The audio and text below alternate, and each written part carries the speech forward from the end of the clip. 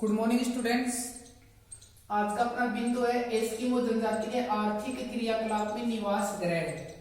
इससे पहले हम निवास क्षेत्र किन देशों में निवास करती है, आर्थिक क्रियाकलाप में आर्थिक यानी शिकार करने के बारे में, उनकी विधियों के बारे में, भोजन किस प्रकार से प्राप्त करती है और किस प्रकार के वस्त्र इनके द्वारा पहने जाते हैं। आज का बिंदु है निवास ग्रह, यानी कि ये किस प्रकार के आवास, किस प्रकार के अधिवासों में निवास करते हैं। निवास ग्रह की बात करें तो ये लोग शीतकाल में बर्फ से बने हुए आवासों में निवास करते हैं, बर्फ के मकान में रहते हैं, जिसे इग्लू कहा जाता है। बर्फ का इनका जो मकान है उसे इग्लू कहते हैं। इग्लू की संरचना होती है वो इस प्रकार से होती है, इस प्रकार का छोटा सा उसका एक रास्ता होता है और बर्फ की जो चट्टानें होती है उनको जोड़ करके इग्लू का निर्माण किया जाता है। ये हो गया आपका एक तरह का आवास जिसे बोल रहे हैं इग्लू। ठीक है, इस प्रकार के इग्लू नामक आवास में एस्किमो जनजाति निवास करती है। इसके अतिरिक्त एक विशेष प्रकार का इनका मकान होता है, उसका नाम होता है कर्मक। एक विशेष प्रकार का और ये आवासीय संरचना बनाते हैं जिसे कर्मक कहते हैं।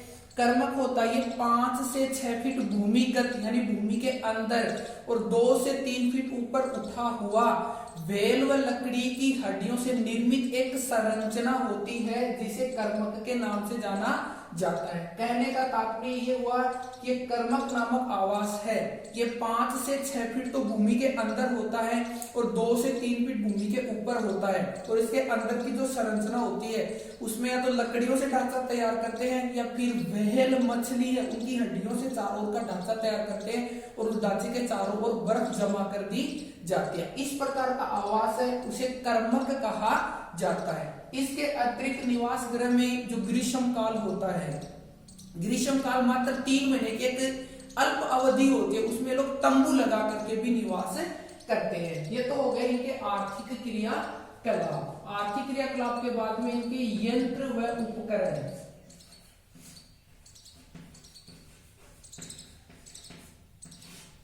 यंत्र व उपकरण, तो यंत्र व उपकरण की बात करें तो नंबर 1 पर हम लेते हैं कयाक।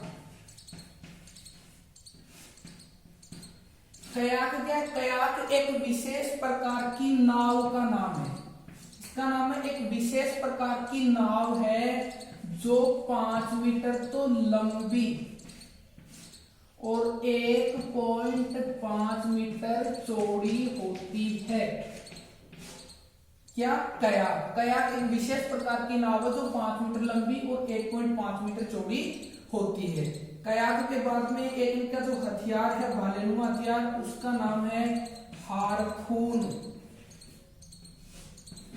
हार्पून क्या है? हार्पून एक भालेनुमा हथियार है जो 1.2 से 1.5 मीटर लंबा होता है जिससे सील मछली का शिकार किया जाता है। यानी शिकार के दौरान ये जिस भाले को उपयोग में लेते हैं उस भाले का नाम है हार्पून, जो लगभग 1.2 से 1.5 मीटर लंबा होता है और एक रस्सी से बंधा हुआ होता है। जब भी ये शिकार करते हैं तो उस भाले को फेंक कर मारते हैं और फिर रस्सी को खींच करके उस शिकार को प्राप्त कर लिया जाता है। यानी कि जैसे सील मछली का शिकार करते हैं लोग तो उस भाले को ऐसे फेंक के मारते हैं बर्फ के बने हुए छिद्र में, तो भाला डायरेक्ट जाके मछली के मुंह में फंस जाता है, उसकी बॉडी में कहीं पर भी फंस जाता है, फिर भाले को रस्सी के माध्यम से खींच लिया जाता है। इस प्रकार से हार्पून नामक भाले से ये लोग शिकार करते हैं।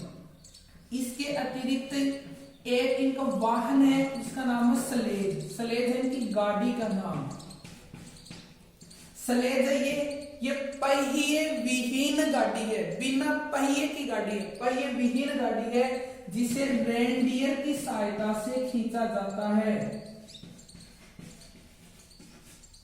ये एक पहिए विहीन गाड़ी है जिसे रेनडियर की सहायता से खींचा जाता है। रेनडियर वहां पर पाए जाने वाले स्थलीय जीव का नाम है। जैसे हमारे यहाँ पर बैलगाड़ी को बैल के माध्यम से या फिर ऊंट गाड़ी को ऊंट के माध्यम से खींचा जाता है, उसी तरह से स्लेज है, स्लेज को रेनडियर खींचते हैं, जो वहां पर पाए जाने वाले एक जीव का नाम है। स्लेज के अतिरिक्त और बात की जाए तो एक है इनका उमियाक।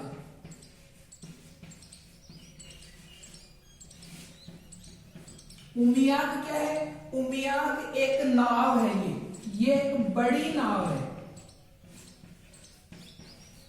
उमियाक हो गई बड़ी नाव। इस नाव के माध्यम से व्हेल मछलियां, जो बड़ी मछलियां होती हैं, उनका शिकार करते हैं। अब देखो कुछ विशेष शब्दावली बता देता हूं। कर्मक इनके आवास का नाम है, आवास।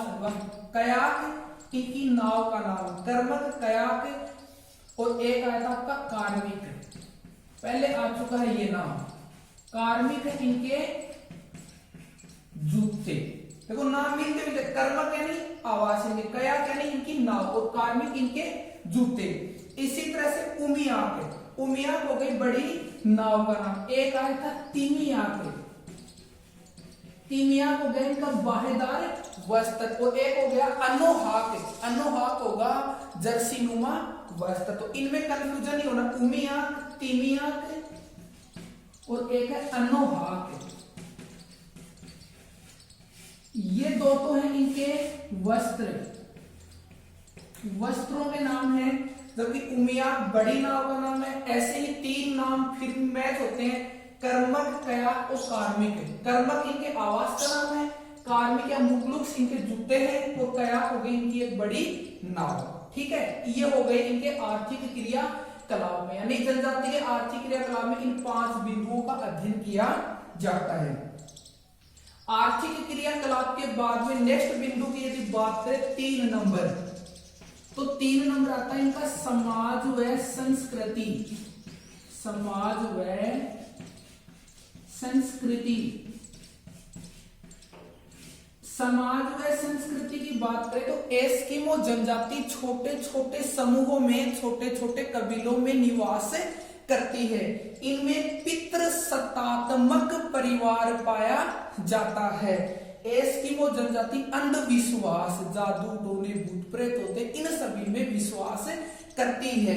इनके जितने भी त्योहार उत्सव होते हैं वो ग्रीष्म काल में, यानी अल्पकालीन ग्रीष्म काल की अवधि होती है, उसी अवधि के अंदर इनके त्योहार और उत्सव मनाए जाते हैं। विवाह की बात की जाए तो यहाँ पर बहुपत्नी प्रथा का प्रचलन है। एक व्यक्ति 2 या 2 से अधिक पत्नियां भी रख सकता है। इस प्रकार की इन लोगों की समाज व संस्कृति पाई जाती है। जादू टोने भूत प्रेतों में ये लोग विश्वास करते हैं, क्योंकि यहाँ इन लोगों में शिक्षा का अभाव पाया जाता है। ये हो गई इन लोगों की समाज व संस्कृति।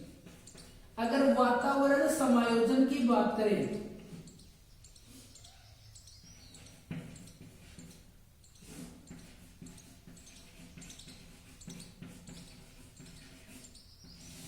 वातावरण समायोजन की बात की जाए तो एस्किमो जनजाति है वो वातावरण समायोजन के लिए ही जानी जाती है। क्यों? क्योंकि अति शीत प्रदेश, कड़ाके की ठंड वाले क्षेत्र में एस्किमो जनजाति अपना जीवन यापन करती है।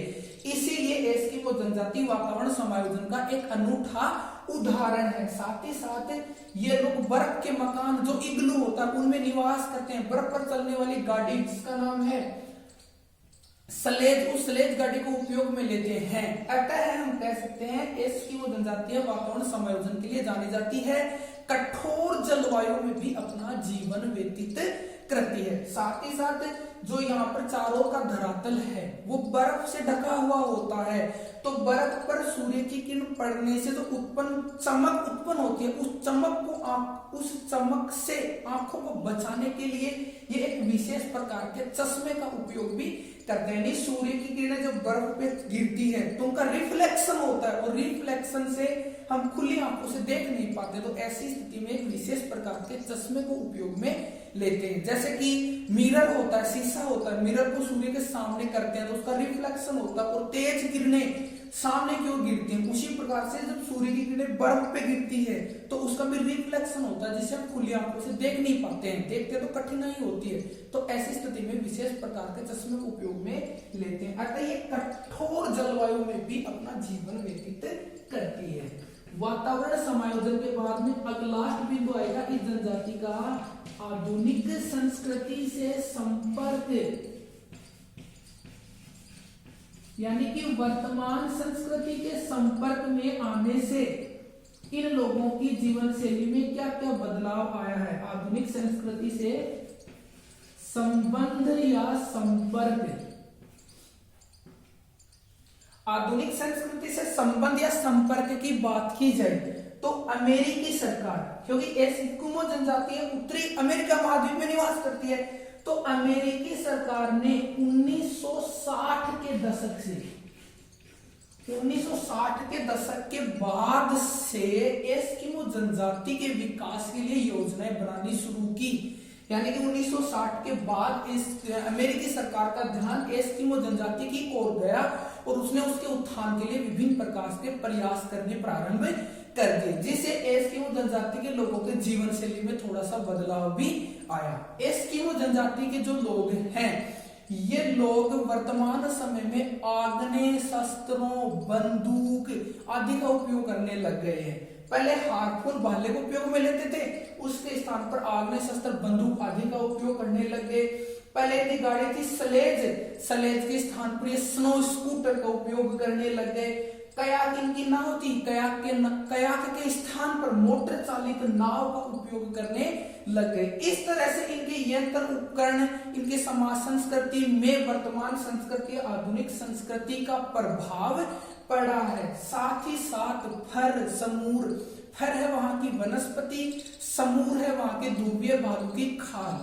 तो फर और समूर का ये आयात भी व्यापार भी करने लग गए हैं, जिसकी वजह से इनके पहनावे में और इनके रीति रिवाजों में परिवर्तन देखने को मिला है। साथ ही साथ अमेरिकी सरकार इन्हें शिक्षा के अवसर उपलब्ध करवा रही है, इनके खाद्य सुरक्षा से संबंधित व्यवस्थाएं कर रही है, स्वास्थ्य से संबंधित व्यवस्थाएं कर रही है, जिसकी वजह से इन लोगों के जीवन में आधुनिक संस्कृति का प्रभाव स्पष्ट रूप से दिखाई देता है। हम संक्षेप में ये भी कह सकते हैं कि जिस तरह से एस्किमो जनजाति पर आधुनिक संस्कृति का प्रभाव पड़ा है, यदि यही क्रम चलता रहा तो एस्किमो जनजाति एक ऐतिहासिक जनजाति रह जाएगी। यानी कि केवल और केवल जनजाति का नाम रह जाएगा, बाकी जनजाति पूर्ण रूप से विकसित जातियों की श्रेणी के अंतर्गत आ जाएगी। नमस्कार।